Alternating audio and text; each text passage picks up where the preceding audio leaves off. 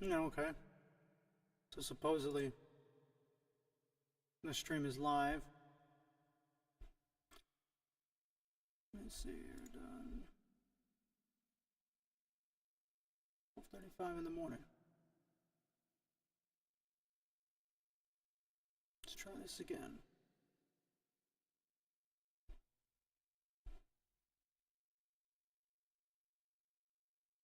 There we go. I think I figured this out.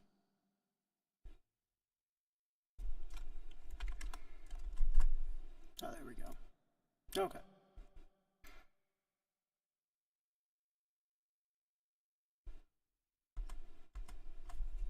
So, where I left off last time, I had gone through all the instruments and what I had done, and only to realize that I was stuck in a lower quality, in the 360p video resolution. I probably said that wrong. But, so what I was working on was this. I was explaining how I took my song out of this here. I made a song in hook theory.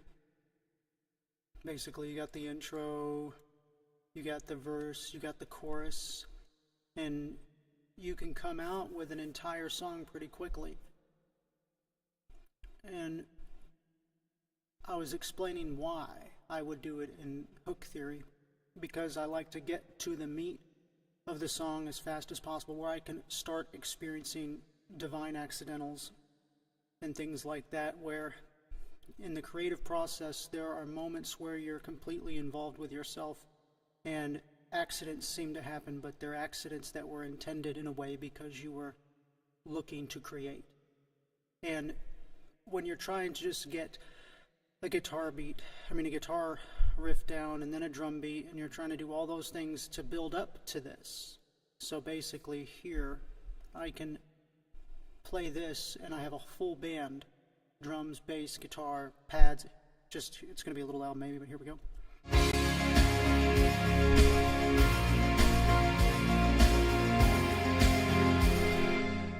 But I could have just this if I was just starting out. It would sound like this. No drums, no nothing. And not that that can't breed some very beautiful inspirational lyrics, and it did. When you have this at your beck and call, you can do a lot more because you're not having to think so much about all the other stuff. You got the beat in the background, you got the bass, and you got the rhythm and partially the melody, which is being created with the vocals at this point. Then there's a couple of things in the background which could help to counter them, balance the melody.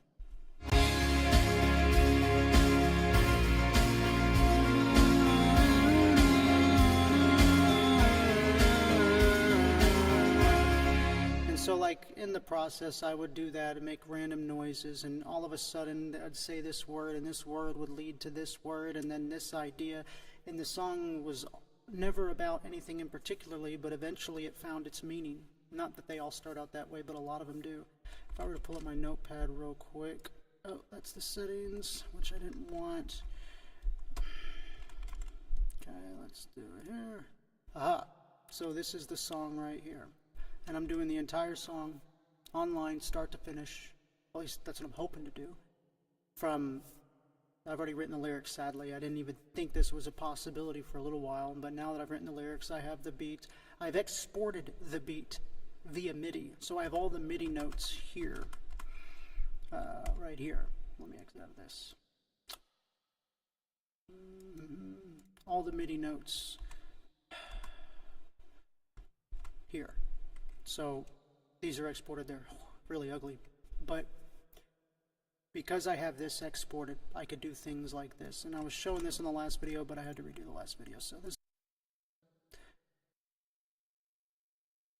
this is what the guitar that I've exported MIDI is. This is the MIDI of the guitar. And because I have the MIDI of the guitar, I can add my own instrumentation, which I have used. A really nice guitar simulator.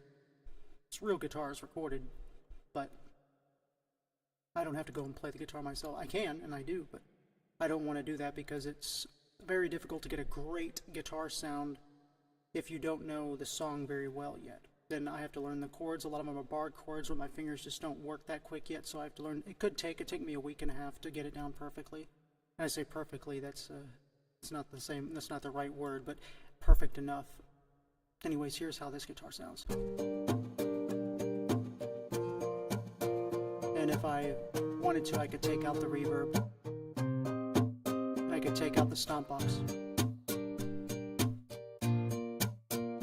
And that's just the guitar at that point. But I'm leaving them there because I like them there. But I'll end up probably changing this guitar, changing those sounds. I'll end up going through a lot of renovations. So that's the guitar. And that's the same as this guitar, almost, but it's a different rhythm, different play style. But it is the export of this guitar here. Is this the guitar? I think this is it. Yeah, it is that. So it's the export of those particular notes, those chords, those chords.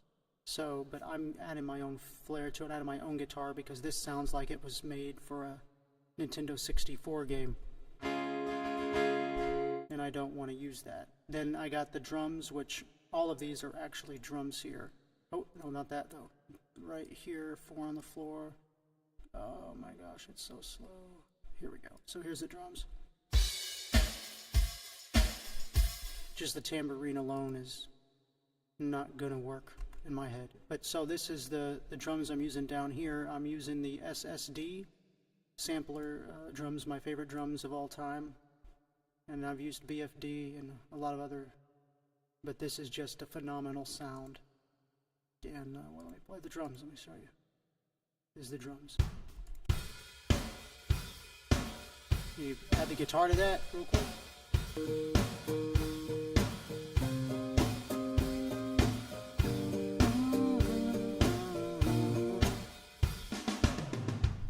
And so what I was saying on the past video was I wanted to finding the sound of the guitar was first. So I found the sound. I liked this one.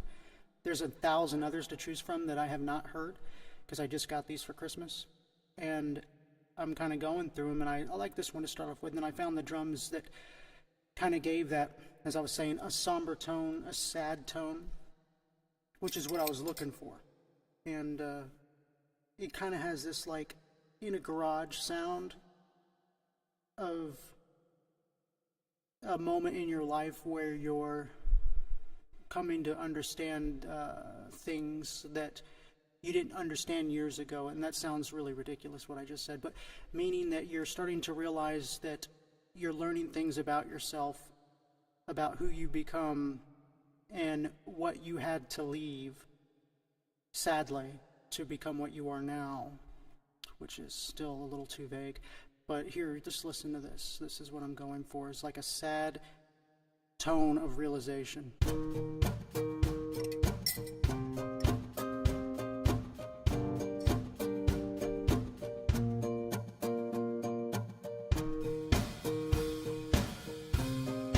Anyways, that's just the idea. So I sat there with the guitar going through the drums, and I found this particular drum sound that matched well. I could see the depth in it. I could feel it even. I could feel the depth. I could see it even. And that was what I wanted. I wanted to find the drum set that worked with the depth of this guitar, because each changing of a drum set, I may have heard that this sounds okay, but it doesn't match, and it doesn't give the song more depth. One might match, but give no depth, or not enough depth.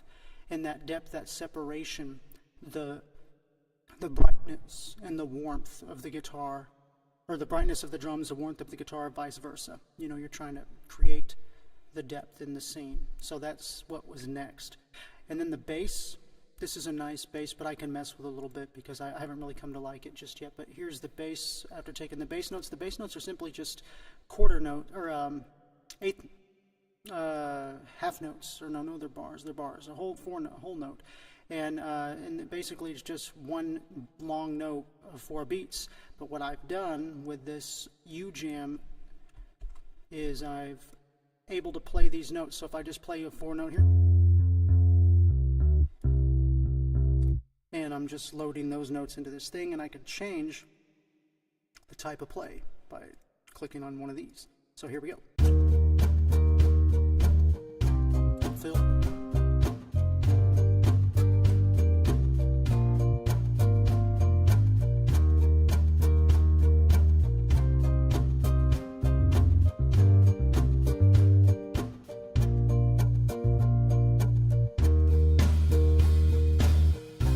And of course, I'm going to be automating a lot of this stuff, or adding notes to change these up as they go along, adding fills on certain parts to give it more character. That's all going to come in, but right now we're just laying down the foundation of the sounds. And then also things are going to change. I may change the guitars. I may do something like this. Watch this. Change the pickup where the pickups are. I don't have a pop filter on this. I may change the character of the bass. Here we go.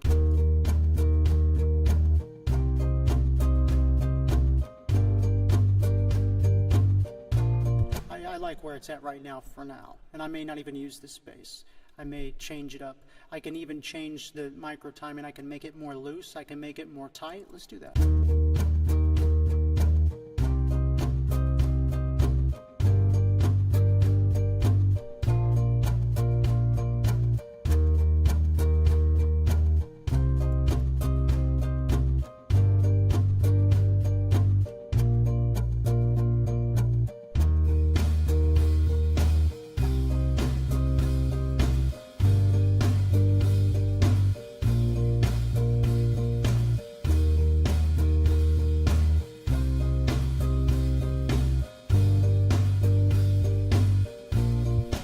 It, you know, I'm messing with it. I mean, it's real subtle stuff here, but what it's doing is changing the feel of the song. It's giving it a more of a like a swank or a rigidness, and that right now I don't know where I'm going with it exactly, but I'm kind of going for more possibly a rigidness with the bass and becoming more swanky with the guitar.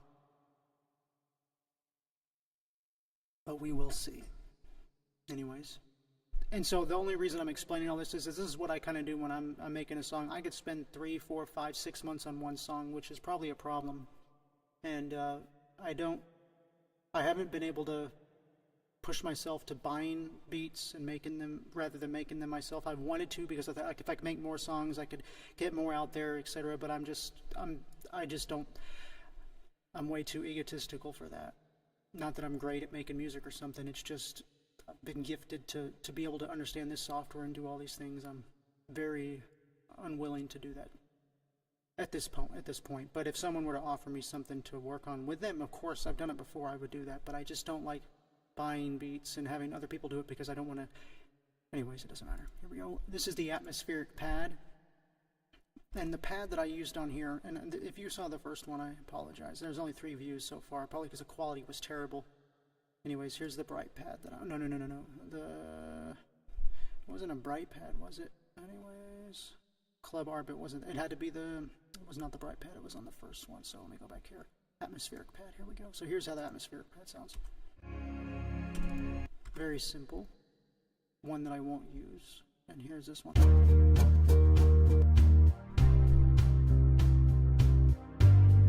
And the reason I chose that one is it's got this 80s feel, and I absolutely love synths of the 80s. Anyways, that's enough of that. And here is the piano. Now the piano is Reason's piano. I love Reason. I'm mad at the software though, and I don't want to get into that again. But the piano here is a Yamaha C7. I don't know what that is. I know it sounds real nice with this song. Here's this one.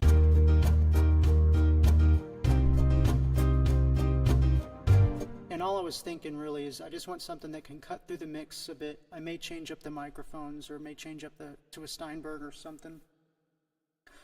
This is what I found in the process of choosing it in like the 10 minutes I had before I went to bed. Because if I didn't go to bed, I would have stayed up. And this is the ones I've chosen. I muted this one here. Listen to it with it. Here's with it. And without it. It actually may sound better with it. it cuts through still, but it puts it in the back, which is what I was going for. So we're just going to leave that alone then, or put it to like that. And yeah, Reason finally did this VST rack plug-in extension that many people have been wanting for years. I think they did it like 2 or 3, 4 versions ago, and I just started really getting into it. I started doing everything in Reaper because Reason kept crashing, which I used to worship Reason, you know, like as a audio engineer. I'd say I worship it, but yeah, I don't care. I said I worshipped it. And one thing I loved about it was that it was so musically intuitive. But along with their introduction to VSTs and all this, there seems to be some issue with my computer and the version I'm using, or every time I upgrade. So you know what? I'm just going to do everything in Reaper because I can get away with anything in Reaper, and the chances of it crashing, I have a save every 2 minutes. So it's saving left and right every time I'm on Reaper, so I'm fine with it crashing. But not Reason, because it has to save the whole file. The whole file is like 4 gigs. If it saved every 5 minutes, I wouldn't have a computer. And here we go, now the ARP. Now the Antutu Slate Digital products, Stephen Slate's products are the best. I mean, they're not the best, but they are one of my obsessions to own everything Slate, from the VRS8 to the ML1 to the microphones. I'm speaking into one right now, to all of their stuff. The only thing I don't own is the Raven, and if they have other things, I got the VSX headphones. I love those. I'm wearing them right now, and never intended it. It just kind of happened. And yeah, they have great stuff. And so this is the ARP that I'm using here. The ARP on here, if they can find it real quick. That let's see here, ARP. Where did you go? Anyways, here it is, Club ARP. Play that real quick. So just a basic. We can mess with this a little bit. Let's see what we get.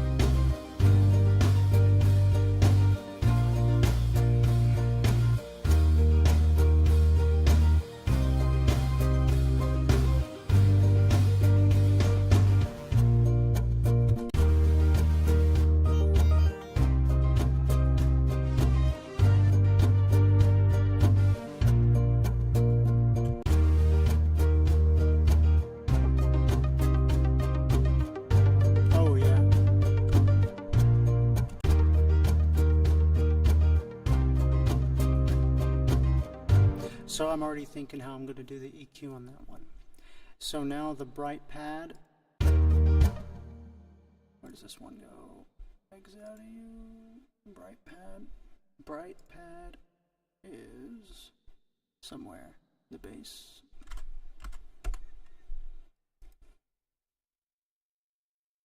Bright pad. I'm not losing my mind. Oh, it's right there. Oh, it's already on soloed. Oh, it's on solo. Okay, let me see what we're doing.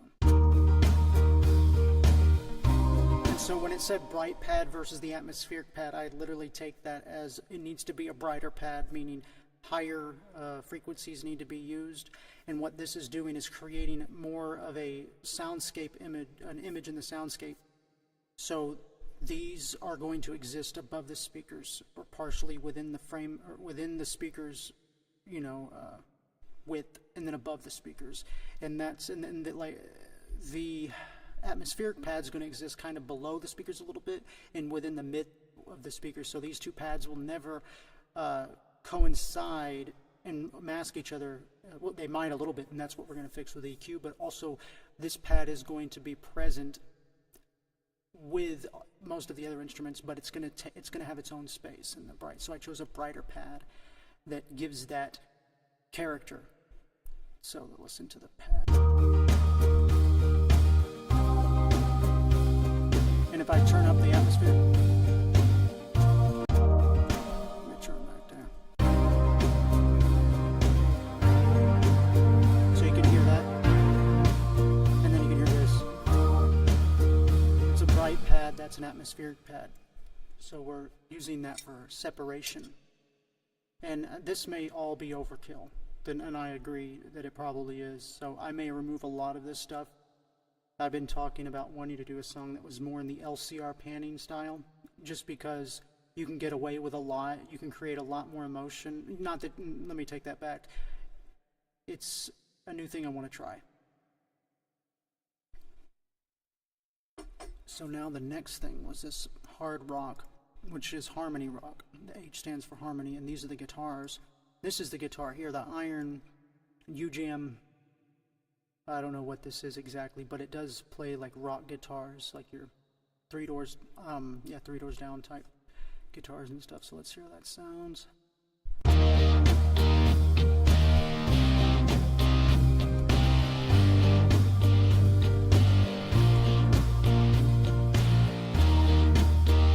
And what I'm thinking is we got to bring the width down on this one. Oh, it's already down good. Okay. Just not louder enough for that guitar, so we need to turn this one down a bit. And make sure that the volume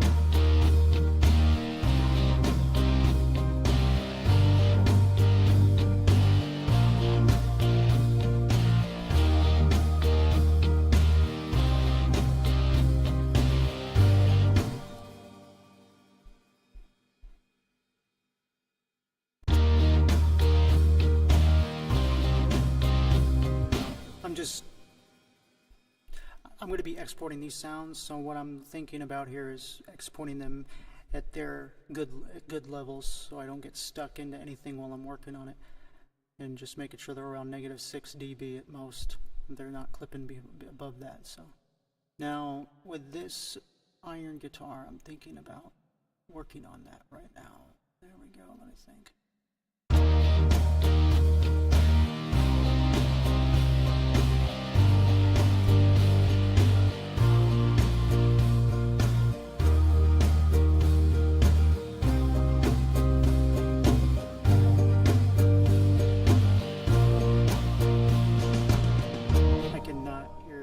It sounds like it's just chumming away on strings and not making any noise. I gotta see what it's doing here. All right. Yeah, I'm just hearing the strings, not the actual. So let me see what we can get away with. It just sounds.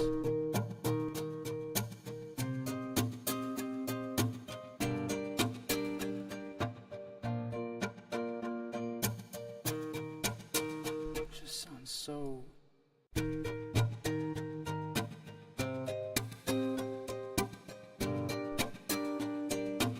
oh, here's why. It sounds like there's a microphone on the pick. Oh, that's not much.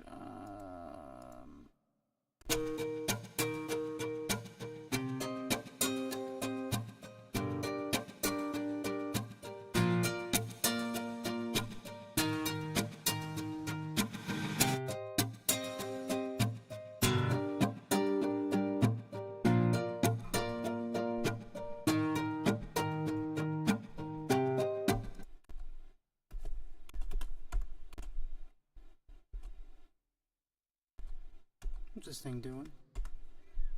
Oh, yeah. That's right. Let me spin these back on.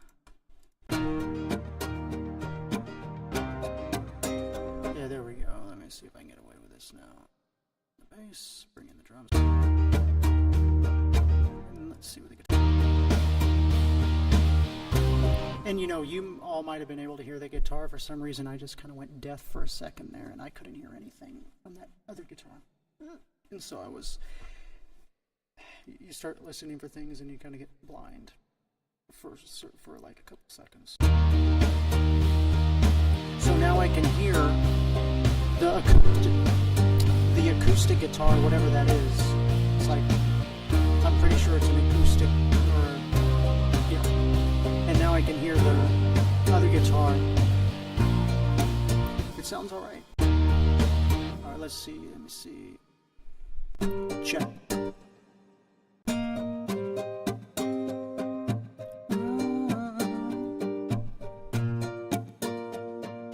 You don't know me anymore. Don't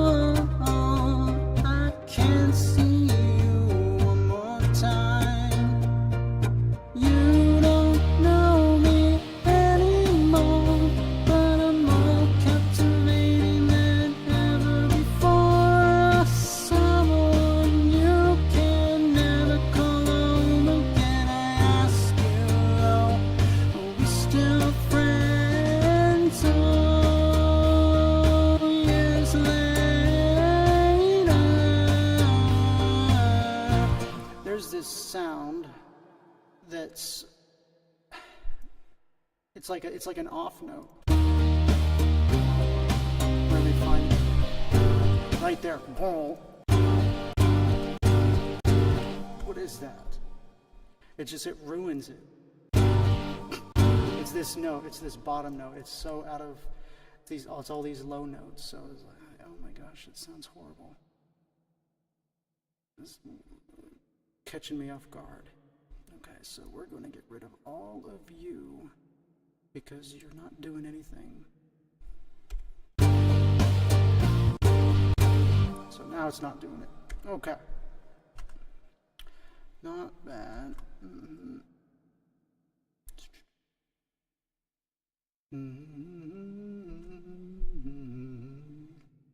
Okay, so now, oh, no, we don't want to reload that. Now that we have this figured out here, and hopefully I'm not blowing people's spirit, you know what I'm going to do.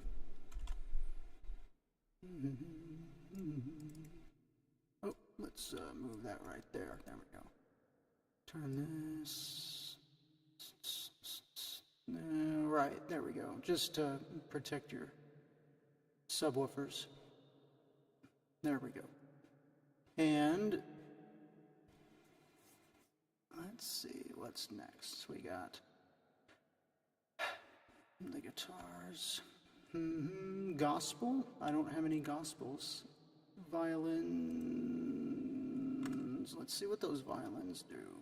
Harmony. Nothing there.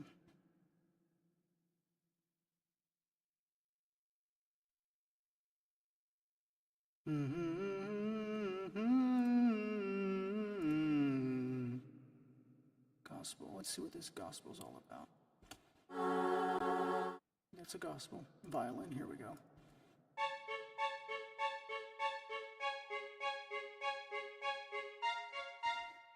Huh. That's interesting. Let's find the violin. That sounds like a lot of fun. And we're going to use Reason, the rack plugin. Reason rack plugin. I know there is a violin here.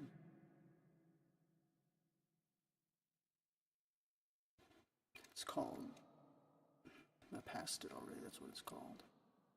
There it is.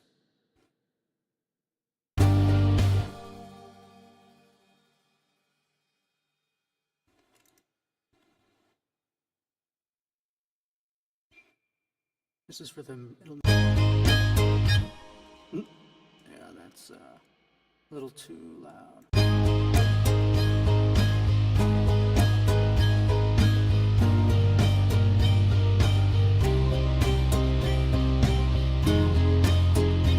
That's kind of, I mean, it's not good, but it has some feel. I like this.